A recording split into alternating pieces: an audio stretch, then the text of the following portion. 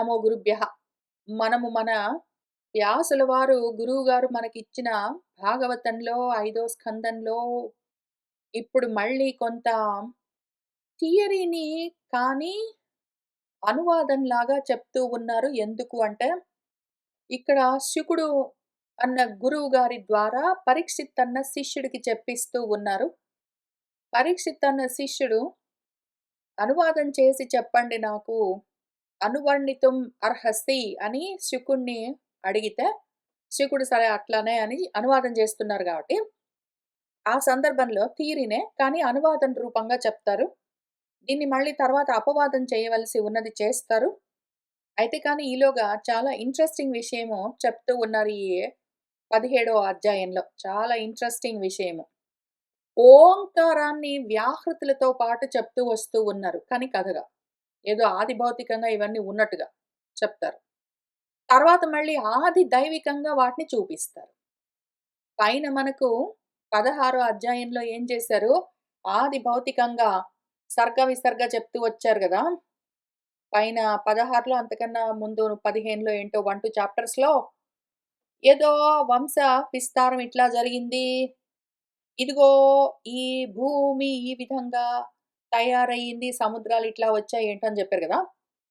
ఇప్పుడు వీటన్నింటిని కలిపి ఆయన ప్రణవోపాసనగా చెప్తూ ఉన్నారు. కానీ కథగా చెప్తారు. ఎంత అందంగా చెప్తారు. ఎంత అందంగా చెప్తారో చూద్దాము. శుక్ల వారు చెప్తూ ఉన్నారు మనకు.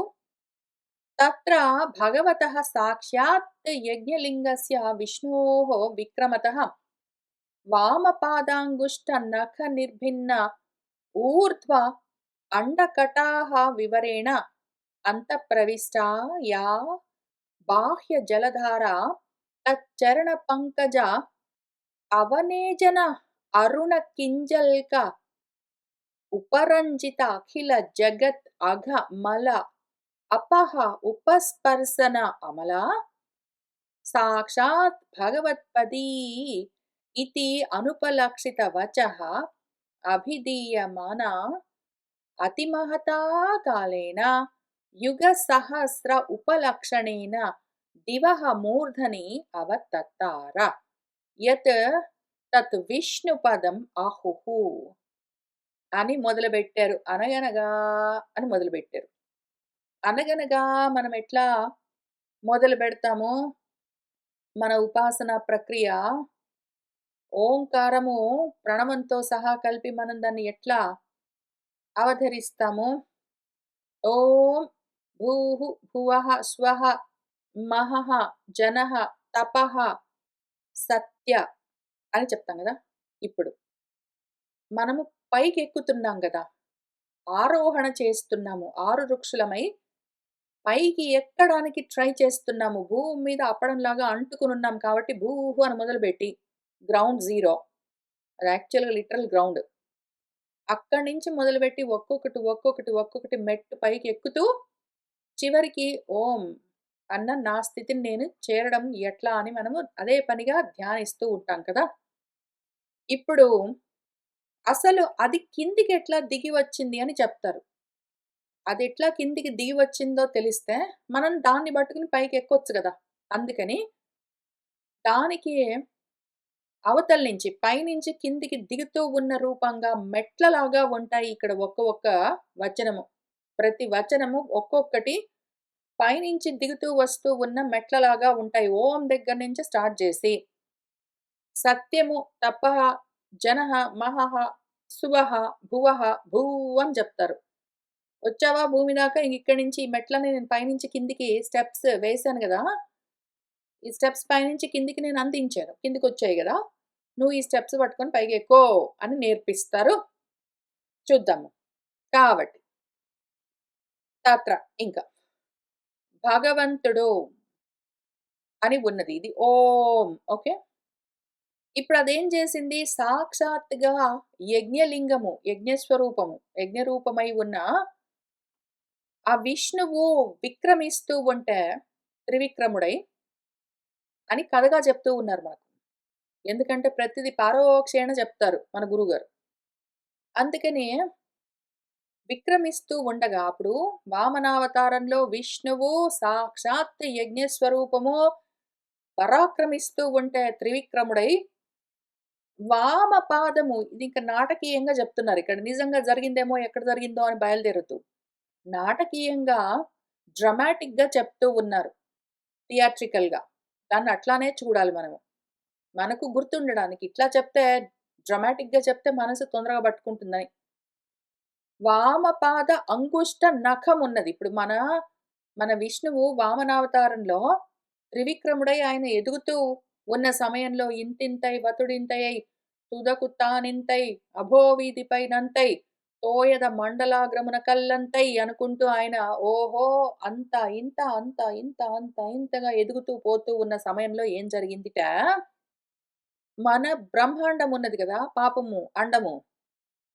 దాని ఊర్ధ్వ భాగంలో పైన ఈయన పైకి ఎదుగుతూ పోతూ ఉంటే, ఆయన ఎడమ పాదము యొక్క అంగుష్టము బొటన వేలికున్న నఖము గోరు గీరుకుని మన బ్రహ్మాండము ఆ అండము అంతకన్నా ముందది హిరణ్మయ అండం అది. బంగారము రంగులో ఉన్న ఒక గుడ్డు. అట్లా ఉన్నది. అయితే ఏమైంది? ఈయన ఇట్లా ఎదుగుతూ పోతే, ఈయన కాలి బొటన వేలి గోరు తాకి ఆ అండము గీసుకుని ఓపెన్ అయిందిట. నిర్భిన్నమైంది. భిన్నమయ్యేసరికే అప్పుడేం జరిగింది? ఆ అండ కటాహం ఉన్నది గదా! కుండలాగా ఓపెన్ అయిందది. ఆ గుడ్డు. ఆ వివరంలో నుంచి వివరము, ఆకాశము, అవకాశము, ఖాళీ అని ఏది పిలిచినా దానర్థం ఓపెనింగ్ అని అర్థం. ఇంకేంటండి వివరాలు అంటే రంధ్రాలేవి అని అర్థం. రంధ్రాన్వేషణ చేయడానికి ఇంకేంటండి అయితే వివరాలు చెప్పండి అంటే రంధ్రాలు చెప్పండి అని రంధ్రాన్వేషణ చేయడం అని అర్థం. సరే ఎనీవే అది లౌకికార్థం. వివరణము అంటే ఓపెనింగ్ అని జనరల్‌గా ఆ పదానికి అర్థం. ఈ వివరంలో నుంచి, ఓపెనింగ్‌లో నుంచి ఆయన గోరు గీరుకుని అక్కడ ఓపెన్ అయ్యి ఆ బ్రహ్మాండము, ఆ అండము గుడ్డు పగిలి అక్కడ ఓపెనింగ్ అయ్యేసరికి అందులోకి అంతఃప్రవిష్ట లోపలికి వచ్చిందిట. ఏమొచ్చిందంటే, యా ఏదైతే బాహ్య జలధార ఈ నారాయణంలోనే ఉన్నది గదా! ఈ అండము. ఇప్పుడేమైందంటే, ఆ అండము ఆ నీళ్ళల్లో ఉన్న గుడ్డు పగిలేసరికి, ఈ బయట మొత్తం అంతా ఉన్న నీళ్ళు ఆ గుడ్డు లోపలికి ఎళ్ళేయట. తత్ చరణ పంకజ ఆ పాదం ఉన్నది గదా! పైగా అసలు దీని అంతము అంతా ఇంతా గాదు. దీని అందము అంతా ఇంతా గాదు. ఇప్పుడేం జరిగింది? మన వామనుడు త్రివిక్రముడై ఎదుగుతూ ఉంటే ఆయన కాలి బొటన వేలి గోరు గీసుకుని ఒక రంధ్రం ఏర్పడితే, అక్కడి నుంచి నీళ్లు లోపలికి వెళ్తున్నాయి గానీ, ఆ నీళ్లు వెళ్తూ పాపం ఈయన పాదాలు తాకే వెళ్తున్నాయి గదా! ఈయన పాదాలున్నాయి గదా అక్కడ. ఈ పాదాలు తాకే ఆ నీళ్లు లోపలికెళ్తున్నాయి. దాంతో ఏం జరిగింది? ఆ చరణ పంకజం ఉన్నది గదా! ఆ పాద పద్మము. ఆ పాద పద్మము యొక్క అవనేజనము. అవనేజనము అంటే చిలకరించడము అని అర్థము. ప్రోక్షణ చేయడము అని అర్థం. ఆయన పాద పంకజాల్లో, పాద పద్మాల్లో ఉన్న అరుణమైన కింజల్కము, పుప్పొడి. ఆయన పాదధూళి ఆ పద్మాల్లోని పుప్పొడిలాగా ఉంటే, ఆ ఎర్రటి కింజల్కంలాగా ఉన్న పాదధూళి చిలకరింపబడి సల్లబడ్డదట. ఆ నీళ్ళల్లో ఏదో నీళ్ళలో మనము సుగంధ ద్రవ్యాలన్నింటినీ నూరి చల్లుతాం గదా! పరిమళ ద్రవ్యాలను. ఆ రకంగా ఈయన పాదాలకు ఉన్న ఆ ఎర్రటి ధూళి పద్మపరాగంలాగా ఈ నీళ్ళలో చల్లబడితే, దాంతో ఆ నీరు గూడా ఉపరంజితమైందిట. ఎర్రగా తయారయ్యాయిట నీళ్ళు. నీళ్ళలో కొంచెం మనము కుంకుమ ఏమైనా కలిపితే నీళ్ళెట్లా ఎర్రబడతాయో, అట్లా ఈ నీరు ఎర్రబడ్డదిట. ఆయన పాదాలు తాకినంత మాత్రాన. దాంతో ఆ నీటికి ఎటువంటి విలువ కలిగింది అంటే, అఖిల జగత్తులో ఉన్న జగత్తన్న అఘము పాపమేదున్నదో, మలమేదున్నదో దాన్ని అపహ తొలగించే శక్తి సామర్థ్యాలు కలిగిందయిందిట ఆ నీరు. ఎట్లా ఉపస్పర్శన అమల. ఆ పాదాన్ని తాకినంత మాత్రాన ఆ స్పర్శ చేత ఇది నిర్మలమై, దాన్ని తాకిన వాళ్ళ యొక్క పాపాలను కడిగే శక్తి సంపాదించుకుని ఆ నీళ్లు ఆ రంధ్రం ద్వారా ఆ అండం లోపలికి బ్రహ్మాండంలోకి ప్రవేశిస్తూ ఉన్నాయిట. అది సాక్షాత్తుగా భగవత్పది. భగవత్పది అని పిలుస్తారు దాన్ని. ఎందుకంటే భగవత్ పాదం దగ్గర నుంచి వచ్చింది అని అర్థం. ఇది అనుపలక్షిత, చెప్పడానికి వీలు లేకుండా ఉంటుంది. దాని పవిత్రత, దాని శక్తి భగవత్పది అని అభిధీయమానము పిలువబడుతూ ఉంటుందది. అయితే ఆ బ్రహ్మాండం లోపలికి వస్తూ ఉన్న నీళ్లు ఆ పైనుంచి ఆకాశ జలపాతము కిందికి రావడానికి కొన్నాళ్ళు పట్టింది. అతి మహతా కాలం పట్టింది. చాలా కాలానికి, పెద్ద కాలానికి అది ఆ బ్రహ్మాండం పైన ఒక చిల్లి పడ్డది గదా! ఆ గుడ్డు పైన.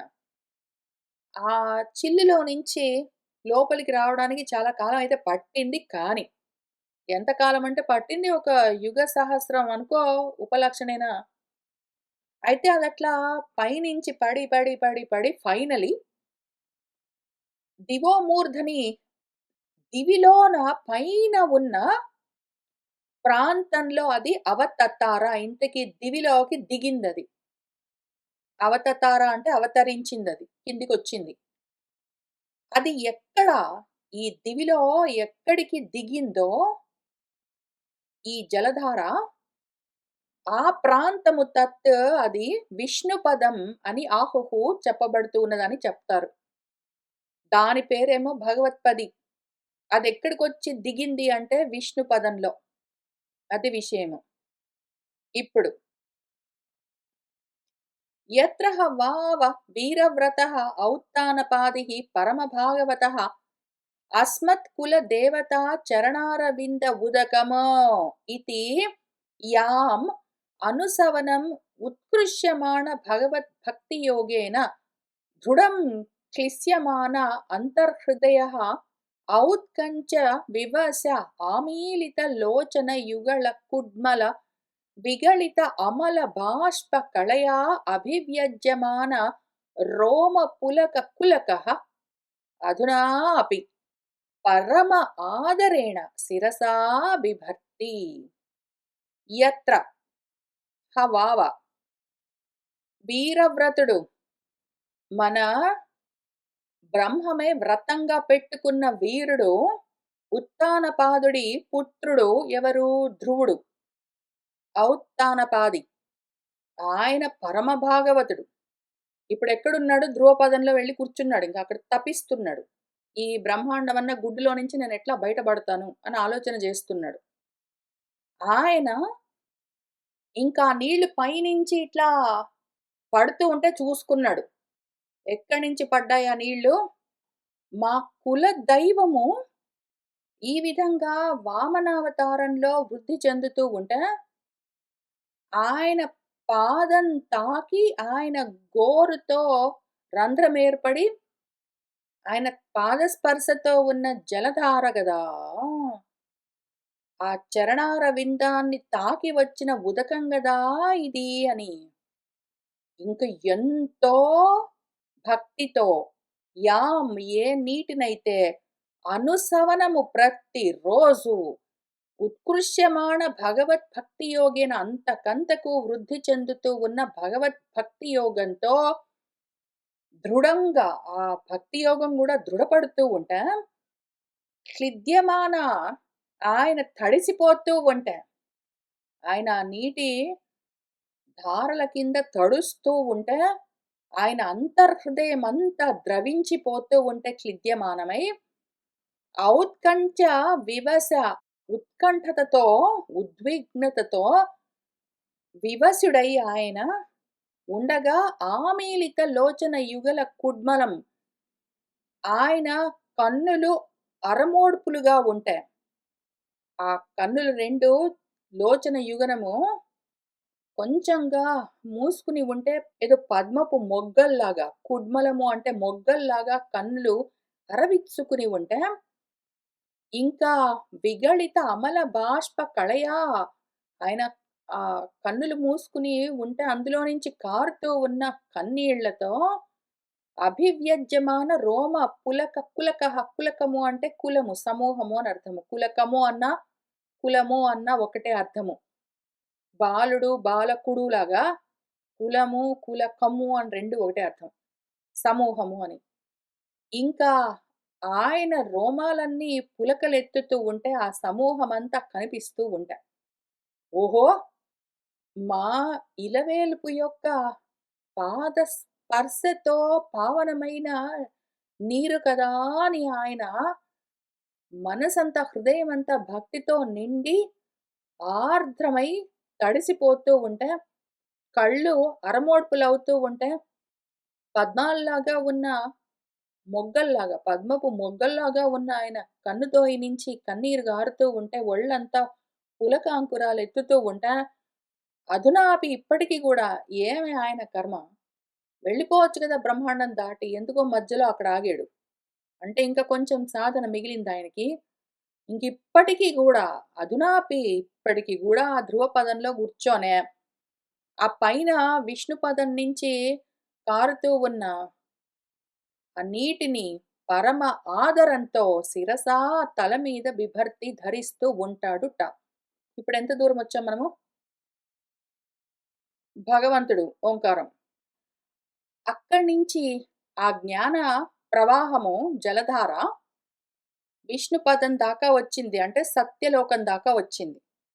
ఇప్పుడు సత్యలోకం నుంచి అది కిందికి వెళ్తూ ఉన్నది. ఈలోగా అక్కడే ఆ విష్ణుపదం దగ్గరే దాన్నే ధ్రువపదం అని పిలుస్తారు. అక్కడే ఉన్న మన ఉత్తానపాదుడి పుత్రుడు ఔత్తానపాది మన ధ్రువుడు ఆ విష్ణుపదం దగ్గరికి అవతరించిన ఆ జలధారల్ని తలపైన నిరంతరము దాలుస్తూ ఉంటాడు అని చెప్పారు. కాబట్టి ఓంకారం దగ్గర నుంచి సత్యం వరకొచ్చాము. ఇంకా తర్వాత తపోలోకానికొస్తున్నాము. తతః సప్తర్షయః తత్ ప్రభావ అభిజ్ఞాః యాం నను తపసః ఆత్యంతికీ సిద్ధిః ఏతావతి భగవతి సర్వ ఆత్మని వాసుదేవే అనుపరత భక్తి యోగ లాభేన ఏవ ఉపేక్షిత అన్యార్థ ఆత్మగతయః ముక్తిమివ ఆగతాం ముముక్షవః ఇవ స బహుమానం అద్యాపి జటాజూటైః ఉత్వహంతి.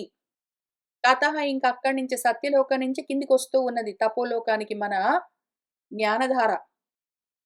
అది సప్తర్షి మండలానికొస్తున్నది తపోలోకం ఏదుందో అక్కడ. అక్కడ ఉన్న ఋషులకు తత్ దాని యొక్క ప్రభావం తెలుసు. అభిజ్ఞాహ వాళ్లకు ఆ అభిజ్ఞానం ఉన్నది. ఆ పైనుంచి కారుతూ ఉన్నది ఏమి అని దాని గురించి క్లియర్‌గా ఇన్ఫర్మేషన్ ఉన్నది వాళ్ళ దగ్గర. క్లియర్‌గా వాళ్ళకి తెలుసు. ఆ ఇన్ఫర్మేషన్ ఉన్నది వాళ్ళ దగ్గర. కాబట్టి వాళ్ళేం చేస్తున్నారు? యామ ఏ ఆ జలధారనైతే నన్ను మరి ఇదే గదా! తపసః ఆత్యంతికి సిద్ధిః మేమిక్కడ ఈ తపోలోకంలో కూర్చొని తపిస్తూ ఉంటే, మేము తపిస్తున్న మా తపస్సు యొక్క ఆత్యంతికమైన సిద్ధి. ఇంకా ఆత్యంతికము అంటే అతి అంతము అని అర్థము.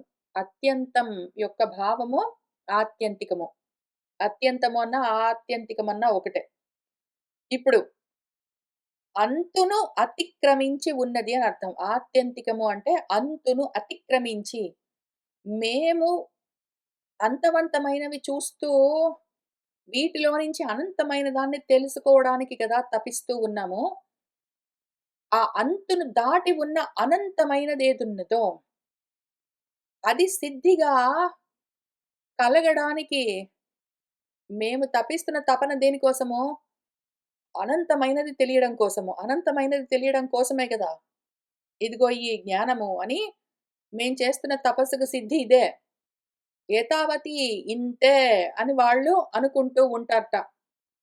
వాళ్ళు భగవతి, భగవంతుడు, సర్వ ఆత్మ, వాసుదేవుడు అని పిలువబడేది ఏదున్నదో, దానిపైన అనుపరత భక్తి యోగ లాభంతో, ఉపరతి అంటే ఉపరమించడం అంటే ఆగిపోవడం.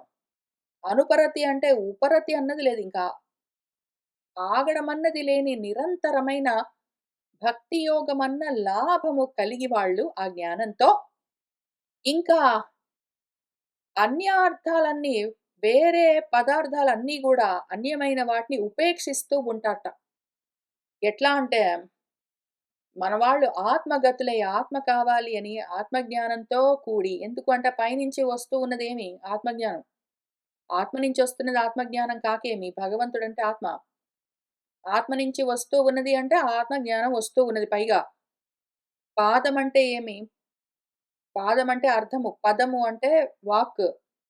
సాక్షాత్తుగా వాగ్రూపంగా వస్తున్నది.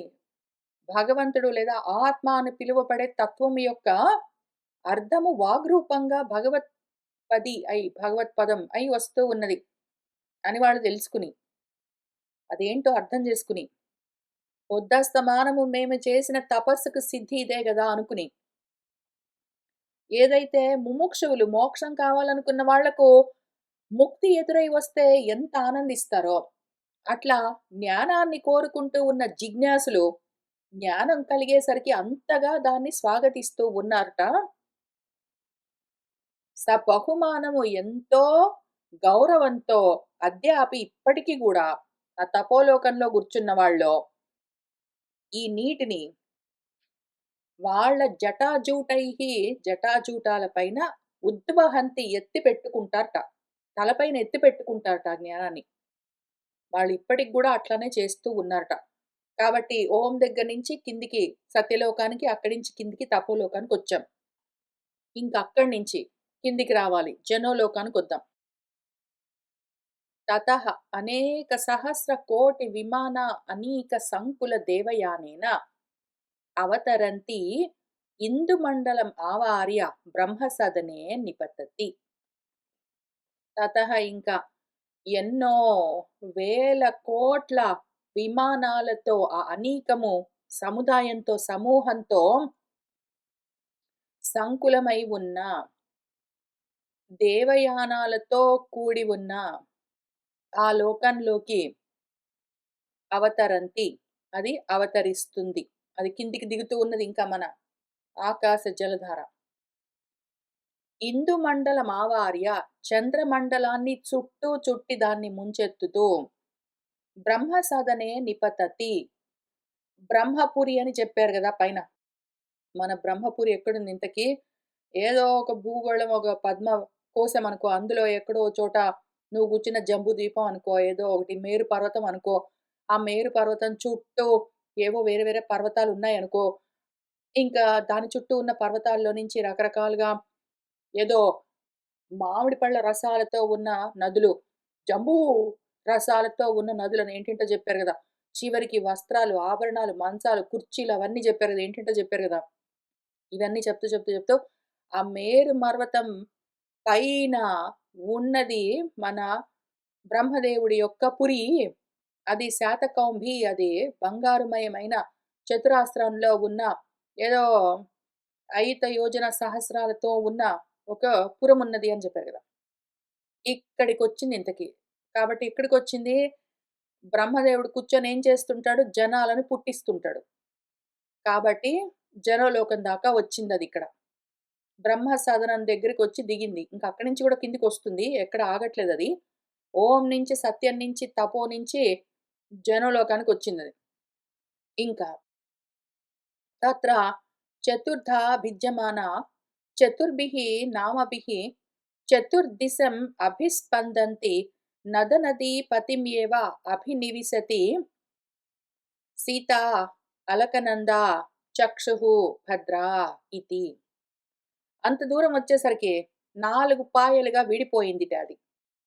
అది బ్రహ్మపురికొచ్చేసరికి 4 పాయలుగా విడిపోయింది భిజమాన. దానికి 4 పేర్లు గూడా ఉన్నాయి. 4 దిక్కుల్లోకి అది స్రవిస్తూ ఉన్నది. 4 వైపుల నుంచి అది స్రవిస్తూ అంతకన్నా పైనేమో అది సింగిల్ జలపాతం. బ్రహ్మపురి దగ్గరికొచ్చేసరికి అది విడిపోయి 4 పాయలయ్యి, 4 దిక్కుల్లో నుంచి అది సముద్రంలోకి ప్రవహిస్తూ ఉన్నది. వాటి పేర్లు 4 పాయలకు పేర్లు సీత, అలకనంద, చక్షుః, భద్ర అని. కాబట్టి ఇక్కడి నుంచి కిందికి స్రవిస్తున్నదంటే ఎక్కడికొస్తున్నది? జనలోకం నుంచి అది మహర్లోకానికొస్తూ ఉన్నది. మన చంద్రమండలం అవన్నీ ఇంకా అక్కడి నుంచి వ్యాపించాలి గదా! అది. వ్యాపిస్తూ, వ్యాపిస్తూ వెళ్తూ ఉంటుంది మహత్తుగా. గుర్తున్నది గదా మనకు. అంతఃకరణము 4 పాయలవుతుంది. మళ్ళీ ఇదంతా కొత్తగా చెప్తున్నట్టు అనిపిస్తుంది గానీ, ఇదే విషయాన్ని మనకు మూడో స్కందంలో కపిల దేవహూతి సంవాదం చెప్తూ ఉన్న సమయంలో గూడా భగవంతుడు భగవాన్ ఆత్మ మాయగా ఇంకేవో రూపాలన్నీ తీసుకుంటూ హిరణ్మయమైన ఒక మహత్తత్వాన్ని అదట్లనే ఉన్నది చాలా కాలము. ఇంక దాని తర్వాత అక్కడి నుంచి చిత్తము, మహదాది తత్వాలతో కూడి ఉన్న అహంకారము, ఆ తర్వాత మళ్ళీ మనస్తత్వము, అక్కడి నుంచి బుద్ధితత్వం అని చెప్పారు గదా! అవే విషయాలు మళ్ళీ ఇక్కడ చెప్పబోతూ ఉన్నారు. కానీ కొంచెం మార్చి చెప్తున్నారు కదా! కథ మారుస్తున్నారు విషయం గాదు. కాబట్టి అది 4గా విడిపోయింది అని చెప్తూ ఉన్నారు. విడిపోయి అదేం జేస్తుంది? నదనదీపతి తూర్పు దిక్కుగా, పడమర దిక్కుగా, ఉత్తరం, దక్షిణం దిక్కులుగా ప్రవహిస్తూ సముద్రంలోకెళ్ళి చేరిపోతూ ఉన్నది. ఒక్కొక్క పాయకు ఒక్కొక్క పేరున్నది. సీత, అలకనంద, చక్షు, భద్ర అని. కాబట్టి మహత్తుగా అది వచ్చింది. మహత్తత్వం చూసుకున్నాం గదా! ఇది మహదాది అని పిలుస్తారు. ఇంతవరకొచ్చాము. ఇంకా అక్కడి నుంచి ఇక్కడ ఈ మహత్తత్వం. కాబట్టి అది మహర్లోకం. మనమేం చెప్పుకున్నామో సత్య, తపో, జనో మహర్లోకాలయిపోయాయి. ఇంకా సువర్లోకానికొస్తున్నాం మనం కదా! అందుకని స్రవించేవన్నీ చెప్తూ ఉన్నారు. 4 పాయలు ఒక్కొక్కటి ఒక్కొక్క వైపు నుంచి ప్రవహిస్తాయి అని సువహ అన్నదానికి వ్యుత్పత్తిపరమైన అర్థము సుహృతః గతః ఇతి అని రసాలుగా స్రవిస్తూ ఉంటుంది అని అర్థం. దాన్ని బెట్టుకుని సువర్లోకము అని ఇక్కడ చూపిస్తూ ఉన్నారు. ఈ 4 జలధారలు రసాలు ప్రవహిస్తూ ఉంటాయి. అక్కడి నుంచి వెళ్ళి అవి ఎక్కడో కలుస్తూ ఉంటాయి. వాటిని చెప్తారు. సీతా తు బ్రహ్మ సదనాత్ కేసరాచలాది గిరిశిఖరేభ్యః అధః అధః ప్రస్రవంతి అందుకనే సువర్లోకము. గంధమాదన మూర్ధసో పతిత్వా అంతరేణ భద్రాశ్వవర్షం ప్రాచ్యాం దిశి క్షార సముద్రం అభిప్రవిశతి. సీత అన్న ఆ జలధార బ్రహ్మసదనం నుంచి బ్రహ్మపురి నుంచి బయలుదేరి కేసరాచలము మొదలైన కొండలన్నీ ఉన్నాయి గదా! ఎందుకు అంటే ఇక్కడ మళ్ళీ మనకు జెప్పారు గదా! లోకపాలకుల కోసమని ఆ చుట్టూ ఉన్న మన ఏ బ్రహ్మపురి ఉందో దాని చుట్టూ లోకపాలకుల కోసమని దాని చుట్టూ ఉన్న కొండల పైన పాలకుల పురులన్నీ తయారయ్యాయని జెప్పారు గదా! కాబట్టి. ఇప్పుడు ఈ గంగ ఏం జేస్తున్నది? ఆ బ్రహ్మసదనం నుంచి బయలుదేరి కేసరాచలము మొదలైన గిరి శిఖరాల పైనుంచి అధః అధః కింది కింది కింది కిందికి స్రవిస్తూ గంధమాదనమన్న పర్వతం పైనుంచి పడి పతిత్వ అంతరేణ మధ్యలో ఉన్న భద్రాస్వ వర్షం అని ఒకటున్నది గదా! ఆ వర్షము ఆ దేశము దానికి ప్రాచీ దిక్కుగా అంటే తూర్పు దిక్కుగా ప్రవహిస్తూ వెళ్ళి క్షార సముద్రంలో ఉప్పు నీటి సముద్రంలో అభిప్రవిశతి వెళ్ళి చేరుతుంది. ఏవం మాల్యవత్ శిఖరాత్ నిష్పతంతి తతః అనుపరత వేగా కేతుమాలం అభిచక్షుః ప్రతీచాం దిశి సరిత్పతిం ప్రవిశతి. ఇట్లానే మాల్యవంతమన్న శిఖరం పైనుంచి కింద పడి ఇంక అక్కడి నుంచి ఉపరత వేగము అంటే ఆగిపోయే వేగము. అనుపరత వేగం అంటే ఇంకా ఆగని వేగంతో కేతుమాలం వైపుకి వెళ్ళిపోతూ మన చక్షువు అన్న జలధార ప్రతీచి దిక్కుగా, పడమర దిక్కుగా సరిత్పతిన్ నదులకు పతి అయిన సముద్రుణ్ణి ప్రవేశిస్తూ ఉంటుంది. ఇంక తర్వాత భద్ర.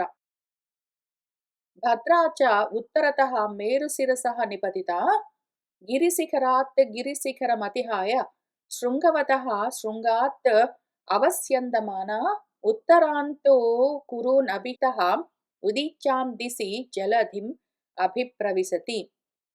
భద్రా అన్న జలధార ఉత్తర దిక్కుగా బయలుదేరి మేరు పర్వతం పైనుంచి కింద పడుతూ ఒక గిరిశిఖరం నుంచి ఒక గిరిశిఖరానికి దాటుతూ శృంగవతం నుంచి శృంగవతం ఒక్కొక్క పర్వతాన్ని దాని శృంగాన్ని దాటుతూ అవస్యందమాన కిందికి పడుతూ ఉత్తర దిక్కుగా ఉత్తర కురు ప్రాంతాలకు ఎదురుగా ప్రవహిస్తూ ఉత్తర దిక్కుగా జలధిం సముద్రాన్ని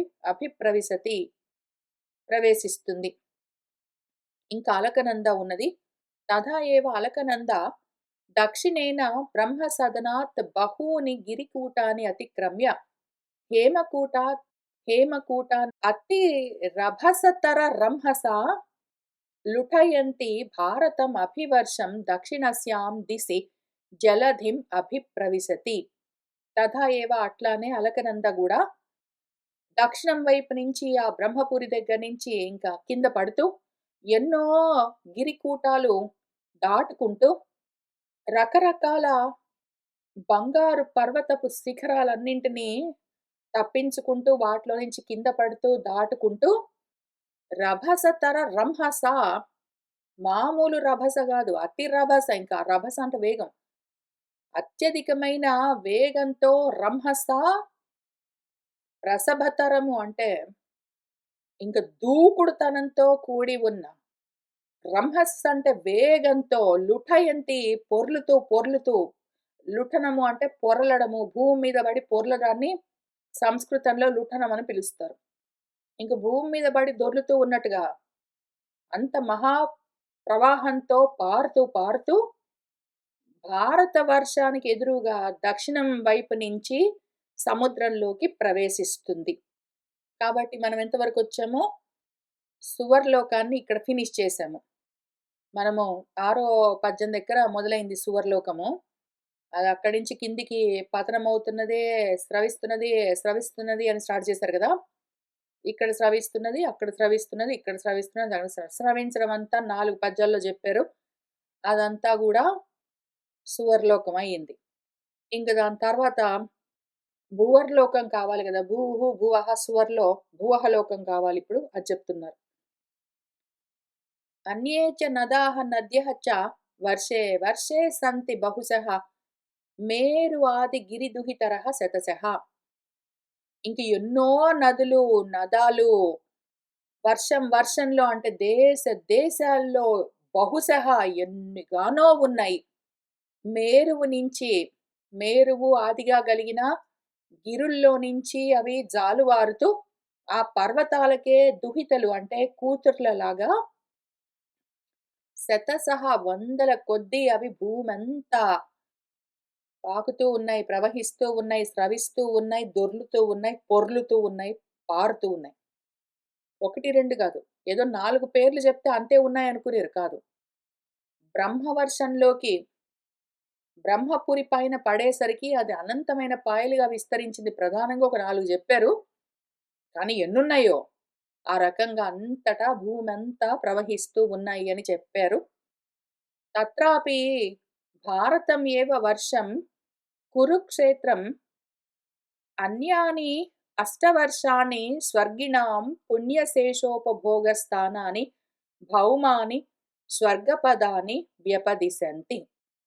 ఇక్కడ ఉన్నవన్నీ కూడా స్వర్గంలో ఉండేవాళ్ళు వాళ్ళ పుణ్యాన్ని అనుభవించడం కోసం, వాళ్లకు పుణ్యం శేషంగా ఉన్నంత వరకు అనుభవాలు పొందడం కోసం స్థానాలుగా భూలోకంలో స్వర్గాలుగా ఉన్నాయి అని చెప్పబడతాయి. మిగిలిన 8 వర్షాలు భరతవర్షం మాత్రము కర్మక్షేత్రం అని చెప్తారు అని చెప్తూ ఉన్నారు. ఇవన్నీ నిజంగా ఉన్నాయి అని అనుకున్నారు అంటే, పరోక్షంగా చెప్తున్న దాన్ని ఏదో నిజంగా ఆది భౌతికంగా ఉన్నట్టుగా, ఆది దైవికంగా ఉన్నట్టుగా చెప్తున్న వాటిని ఆధ్యాత్మికంగా అన్వయం చేసుకోవడం రావట్లేదని చూసుకోండి. నిజంగా బయట ఆది భౌతికంగా భూమి మీద ఇవన్నీ నిజంగా లేవు. కథగా చెప్తారు. అంతర్లీనంగా లోపల ఉన్న విషయాన్ని అర్థం జేసుకోవాలి. రెండో విషయము, వాళ్ళు ఆది భౌతికంగా చెప్పినా సరే, ఆది ఆత్మికంగా చెప్పినా సరే, అది ఆది భౌతికమైన, ఆధ్యాత్మికమైనా సరే, మీరు మాత్రం పైనుంచి కిందికొస్తున్న దాన్ని చూడొద్దు. పైనుంచి కిందికొస్తుంటే ఎక్కడి నుంచొచ్చిందండి? ఎక్కడ ఆగిందండి? ఎక్కడ పారిందండి? ఎక్కడ నిలబడ్డదండి? ఎక్కడ పగిలిందండి? ఎక్కడ ఇంకేంటో జరిగిందండి గాదు. పైనుంచి కిందికొస్తున్నది ఓన్లీ అడ్రెస్ చెప్తారు. ఇక్కడి నుంచి దీన్ని పట్టుకొని నువ్వు పైకి వెళ్ళడం ముఖ్యం. నువ్వు మనసు ఫోకస్ చూపు ఉంచవలసిందెక్కడ అంటే, విష్ణు పదము, తపోలోకము, బ్రహ్మపురి, ఏదో ఈ పాయలు, ఆ పాయలు, దక్షిణపురము, దక్షిణ దిక్కు ఇట్లాంటివి గాదు. వీటన్నిటిలోకి అది వస్తూ ఉన్నది అంటే జ్ఞానమే ప్రవహిస్తూ ఉన్నది. ఎక్కడి నుంచొచ్చిందది? దాని రూటేది? ఈ బ్రహ్మాండానికి అవతల ఉన్నదది. అక్కడ ఉన్న ఆ మూలాన్ని నేను పట్టుకోవాలి. ఓం అనేదున్నదో సోహం. దాన్ని పట్టుకోవాలి నేను. అక్కడి నుంచి ఇదంతా వచ్చిందిట బాగుంది గానీ, ఈ వచ్చిన దాన్ని చూసుకుంటూ దీని వెనకాల ఎక్కడుంది? దీని వెనకాల ఎక్కడుందని చూసుకుంటూ పైకెళ్ళిపోయి దాన్ని పట్టుకోవాలి గానీ, ఈ కిందికొస్తున్న వీటిని వేరు వేరుగా పట్టుకోరాదు. కిందికొస్తున్న వాటన్నిటిని రోల్ బ్యాక్ చేసుకుంటూ, కలుపుకుంటూ పైకెళ్ళిపోయే ఆ మూలాన్ని పట్టుకోవాలి. అది నా స్థితి అని తెలుసుకోవాలి మనము. కాబట్టి 2 విషయాలు. ఒకటి, ఇవన్నీ నిజంగా ఉన్నాయి. బయటెక్కడో ప్రపంచంలో అనుకోరాదు. నిజంగా లేవు. పరోక్షంగా చెప్తారు మన గురువుగారు. అంత ఆధ్యాత్మికమైన వస్తువు. 2, కిందికొస్తున్న వాటిని గాదు. కిందికొస్తూ ఉంటే ఎక్కడికెక్కడికొస్తున్నాయని ఆ దేశాలు, ప్రాంతాలు, నదులు, సముద్రాలు, కొండలు, పర్వతాలు చూసుకుంటూ కూర్చోవడం గాదు. ఇక్కడిక్కడికొస్తున్నాయంటే వస్తే వచ్చింది. ఇంతగా జారిందా అని తెలుసుకొని, వీటన్నింటికి పైన ఉన్నదెక్కడా అని అక్కడికి వెళ్లి కూర్చోవాలి మనము. అందుకని మనకు వ్యాహృతి పైనుంచి కిందకెందుకు చూపిస్తున్నారు? కింది నుంచి దాన్ని పట్టుకొని పైకెళ్ళిపోవడానికి. పట్టుకున్నాక మళ్ళీ ఈ వ్యాహృతులన్నింటిని పైనుంచి కిందికొచ్చిన తర్వాత మనము పైకెక్కడం కోసం పైనుంచి ఏదైనా మెట్లతో ఉన్న తాడు లాంటిది ఏదైనా కిందికి వదిలారనుకోండి. పర్వాలతో ఉన్న ఏదైనా తాడు కిందికి వదిలారు. మీరు దాన్ని చూసుకుంటూ, దానికి పూజలు చేసుకుంటూ, దాన్ని స్తుతిస్తూ, దానికి స్తోత్రాలన్నీ పాడుకుంటూ, దాన్ని మెచ్చుకుంటూ, దాన్నే పెట్టుకొని పడుకుని, దాంతోటే లేచి పళ్ళు తోముకుని ఇవన్నీ చేయరు గదా! పైనుంచి కిందికి మెట్లతో ఉన్న ఒక నిచ్చెన లాంటిది కిందికొచ్చింది అంటే, దాన్ని పట్టుకొని పైకెళ్ళిపోతారు. ఇంక దీన్ని వదిలిపెట్టేస్తారు గదా! ఆ రకంగానే ఇవన్నీ వదిలిపెట్టి పోవాలి. అందుకు సిద్ధమై వీటిని చదువుకుంటూ ఉండాలి. భాగవతం చదువుతూ ఉన్నప్పుడు వాళ్ళు రకరకాలుగా కథల్లో పెట్టి ఏవేవో ఉన్నట్టుగా కల్పిస్తే, వాటిని పట్టుకుని మెట్లలాగా నా స్థితిని చేరి వీటిని వదిలిపెట్టడానికి సిద్ధమై కూర్చోవాలి. కాబట్టి ఇంతవరకు చెప్తూ ఉన్నదేమి మనకు, ఇంకిక్కడి నుంచి చెప్తూ ఉన్నది మన భువర్లోకం చెప్తూ ఉన్నారు. అక్కడి నుంచి కింద పడుతూ భువర్లోకం అంటే భూమి పైన ఉన్న లోకము.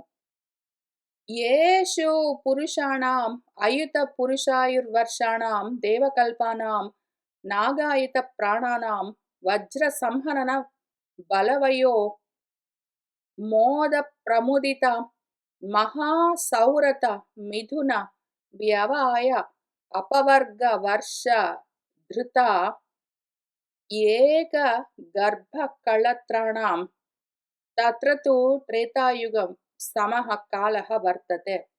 ఈ భువర్లోకంలో ఎట్లా ఉంటుంది అంటే, యేషు ఈ లోకాల్లో పురుషుల యొక్క వయస్సు ఎంత ఉంటుంది అంటే, మామూలుగా మనుషుల ఆయుర్దాయానికి ఒక 10,000 రెట్లుంటుందనుకో. వాళ్ళందరూ దేవకల్పులై ఉంటారు అనుకో.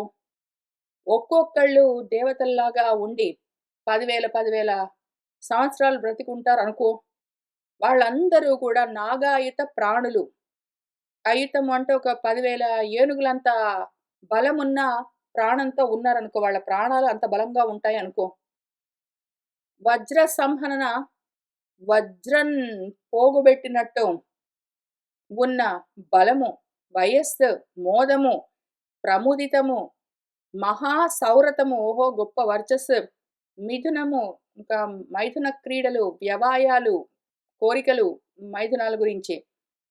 అప్పవర్గాలతో కూడి ఉండి ఇంకా వెళ్ళిపోతూ ఉన్న సమయంలో, ఆ విధంగా ఒక 10 వేల సంవత్సరాలు అట్లా బ్రతికుండి ఉండి, కోరికలతో ఉండి, వాటిని అనుభవించి మిథునాలు, పోయే కాలం దగ్గరకొస్తుంది అన్నప్పుడు ధృతము ఇంకో ఒక్క వర్షం మిగిలిందంట.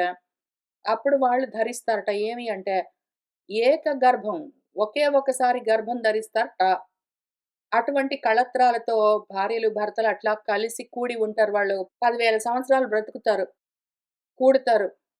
అనుభవిస్తూ ఉంటారు. ఇంక పోయే కాలమొచ్చినప్పుడు ఒకళ్ళనెవరినో కంటారట. అక్కడ భూవర్లోకంలో ఆ కాలము త్రేతాయుగానికి సమానంగా ప్రవర్తిస్తూ ఉంటుందిట. యత్రః దేవపతయః స్వైః గణనాయకైః విహితమహార్హణాః సర్వఋతుకుసుమస్తబకఫలకిసలయ శ్రియా ఆనమ్యమాన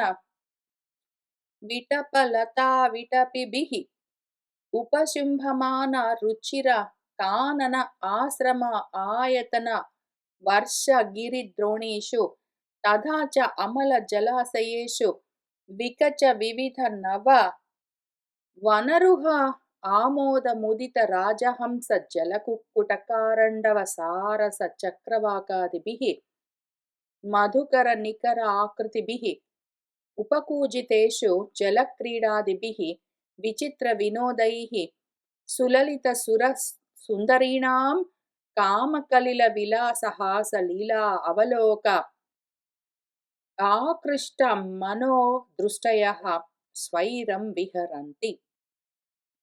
వాళ్ళు ఒక్కొక్కళ్ళు ఓహో 10 వేల సంవత్సరాలు బ్రతికి ఉండి ఇంకా మైథున క్రియలతో సుఖాలు, భోగాలు అనుభవిస్తారని చెప్తున్నారు గదా! అదెట్లా అనుభవిస్తారని ఏంటో చెప్తున్నారు విందాం. అక్కడ దేవపతులు, దేవతల ప్రభువులు ఉంటారట భూవర్లోకంలో.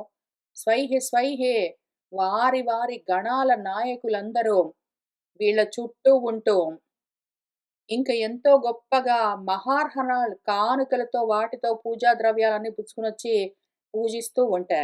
అంత గొప్పగా గౌరవిస్తూ ఉంటా. వాళ్ళ పరివారం అంతాను. అన్ని ఋతువులలో పండే పువ్వులు, అన్ని ఋతువులలో పూసే పువ్వులు, స్తవకాలు అంటే పూల గుత్తులు, ఫలాలు అంటే పళ్ళు, కిసలయాలు అంటే చివురుటాకులు. అటువంటి స్త్రీలతో, కళలతో, పువ్వులతో, పూల గుత్తులతో, పళ్ళతో, చిగురుటాకులతో కొమ్మలన్నీ వంగి ఉంటాయిట అక్కడ. విటపలతా విటపిభిః. విటపి అంటే విటపాలంటే కొమ్మలు, శాఖలు.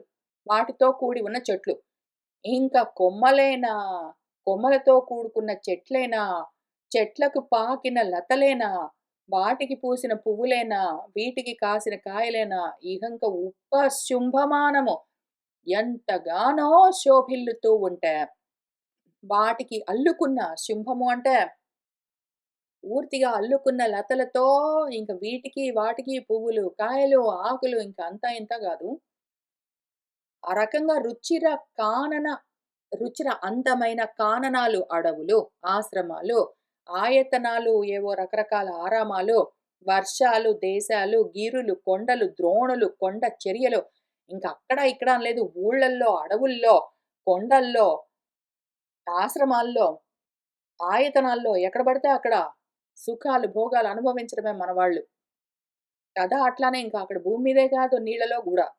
అమల జలాశయేషు నిర్మలమైన, స్వచ్ఛమైన నీటి ఆశయాలు, జలాశయాలు ఎక్కడెక్కడున్నాయో చెరువులు వాటిల్లో కూడా వికచ వివిధ నవ వికసించిన రకరకాలైన కొత్త వనరుహాలు, పద్మాలుంటే వాటిలో జమ్మని తిరుగుతూ ఉన్న తుమ్మెదలు జంకారాలు చేస్తూ ఉంటే, ఆ పువ్వులని చూసి ఆమోదిస్తూ ఉన్న ముదితమై ఉన్న రాజహంసలు, జలకుక్కుటాలు, కారండవాలు, సారసాలు, చక్రవాకాలంటే ఇవన్నీ నీటి చుట్టూ ఉండే రకరకాల బాతులు, నీటి కోయిలలు అట్లాంటివన్నీ. ఇంకా మధుకరాలు మన తుమ్మెదలన్నీ ఝంకారాలు చేస్తూ ఉంటే ఆ నికరము అటువంటి ఆకృతులతో ఉపకూజితము కూస్తూ ఉంటే ఒకవైపు తుమ్మెదలు జంకారాలు చేస్తుంటే ఒకవైపు పక్షుల కిలకిల రావాలు, ఒకవైపు బాగా వికసించిన పద్మపు ఆహ్, సరస్సులు, ఒకవైపు అడవులు, ఒకవైపు గ్రామాలు ఇంక ఎక్కడ పడితే అక్కడ జల క్రీడాదిభిః నీళ్ళల్లో క్రీడించడం, భూమి మీద ఆడుకోవడం, విచిత్ర వినోదాలతో వాళ్ళు సులలిత సుర సుందరీణాం లలిత లాలిత్యమైన దేవ సుందరీమణులతో కలిసి కామ కలిల విలాస వాళ్ళు కామంతో కూడి విలాసంగా నవ్వుతూ లీలగా చూస్తూ ఉంటే వాళ్ళను చూసి వాళ్ళ భర్తలకు మనసులు చూపులు ఆకర్షింపబడుతూ ఉంటే ఇంకా ఒకళ్ళనొకళ్ళు చూసుకోవడం అదే పనిగా ఆనందిస్తూ రమిస్తూ ఉండడం అట్లా స్వైర విహారాలు చేస్తూ ఉంటారుట అక్కడ మన భూవర్లోకంలో. నవసు అపి వర్షేషు భగవాన్ నారాయణః మహాపురుషः మనవాడు ఎక్కడున్నాడు ఇంతకి నారాయణుడు. పురుషాణం తత్ అనుగ్రహాయ ఆత్మతత్వ వ్యూహేన ఆత్మన అద్యాపి సన్నిధీయతే. అక్కడ ఇక్కడ కాదు ఇంక భూలోకానికొద్దాం పట్టండి. భూవర్లోకం గూడా అయిపోయింది గదా! భూలోకానికొద్దాము. భూలోకంలో ఉన్న నవవర్షాల్లో గూడా మన భగవంతుడు నారాయణుడు మహాపురుషుడు పురుషులకు అనుగ్రహం కలిగించడం కోసమే ఆత్మతత్వ వ్యూహంతో ఆత్మతత్వ వ్యూహము చిత్తము, అహంకారము, మనస్సు, బుద్ధి అని 4 వ్యూహాలు. వాటినే చిత్తము మళ్ళీ ఇక్కడ చూద్దాము. చిత్తమేమి మనకు వాసుదేవము, అహంకారము సంకర్షణము, మన మనస్తత్వము మనస్సు ప్రద్యుమ్నము, మన బుద్ధి అనిరుద్ధము అని వాటికి పేర్లు.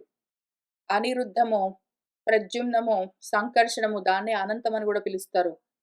వాసుదేవము ఇవి ఆది దైవికంగా ఉన్న పేర్లు.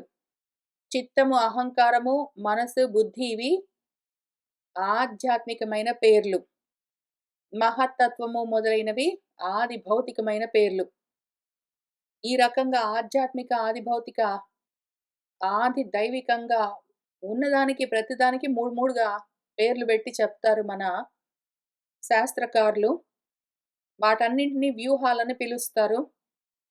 ఆ వ్యూహాత్మలుగా అద్యాపి ఇప్పటికి కూడా భూమి మీద అదే భగవంతుడు పురుషులకు సన్నిధానంలోనే సమ్యక్ నిధానం ఇంక పక్కనే అంటుకుని వదిలిపెట్టకుండా తోపాటే వెంటే ఉంటాడు. అయితే ఆ వెంటే ఉన్న ఆ భగవంతుణ్ణి ఆత్మతత్వాన్ని పురుషులు ఎవరికి అర్థమైనట్టు వాళ్ళు తెలుసుకుంటూ ఉంటారు. ఎవరు ఏ స్థితిలో ఉన్నారో దాన్ని బట్టి ఆ తత్వాన్ని తెలుసుకుంటూ ఉంటారు. ఎవరు ఏ స్థితిలో ఉన్నారో దాన్ని బట్టి వాళ్ళు ఆ తత్వాన్ని తెలుసుకుంటూ ఉంటారు. తెలుసుకున్న దాన్ని చెప్తూ చెప్తూ వాళ్ళు దాటిపోతూ ఉంటారు. పైకెక్కుతూ ఉంటారు. ఆ రకంగా అదే భగవంతుడు ఎన్నో రూపాలుగా ఉండి, ఎన్నో రూపాలుగా ఉన్న తను తానే తననే మళ్ళీ స్తుతించుకుంటూ ఉంటాడు.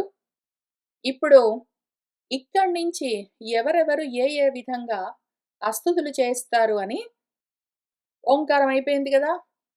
వ్యాహృతులతో సహా ఆ ప్రణవాన్ని పైనుంచి ఇట్లా కిందికి దిగొచ్చింది అని శాస్త్రం చెప్తే, కింది నుంచి పైకి ఎట్లా ఎక్కాలి అని చూసుకుంటూ ప్రణవోపాసన సప్త వ్యాహృతులతో పాటు చేస్తూ ఉన్నవాళ్ళు ఏమి తెలుసుకుంటున్నారు?